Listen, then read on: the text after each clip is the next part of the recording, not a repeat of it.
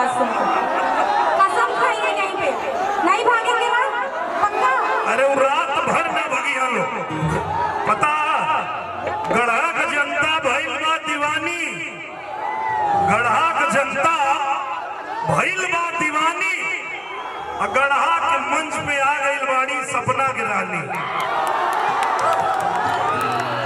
वो लोग देखी के इतना खुश हो क्यों भगिया ना तुमको छोड़ूगा। कैसे मानी आप सर? हमारे बने हमें पानी जी के साथ देने खाते हैं। आप गाय हम नाचो क्योंकि मैं बहुत बुरी सिंगर हूँ। मेरी आवाज खराब, आपकी आवाज और खराब।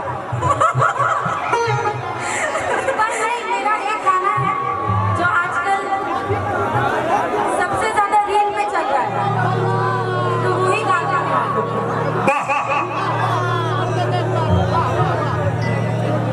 स्नेह जी आप भी आइए, साथ दीजिए अम्रपाली जी का। रितु जी आप भी चलिए। इधर को संभालना है।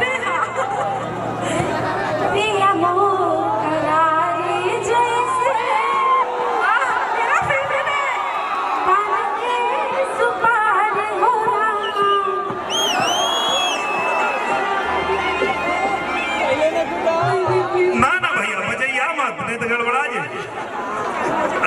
मुझे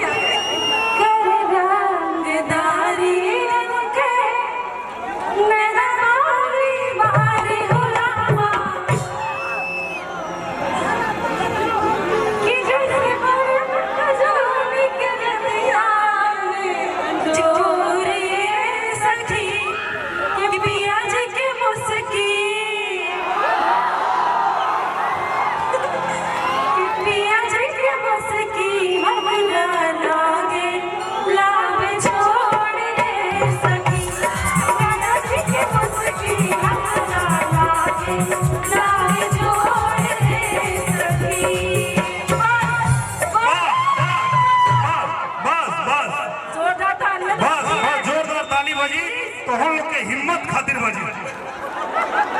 देखा भैया कम हिम्मत का बात ना, हीरोइन नहीं, अभिनय इनका काम है, लेकिन गा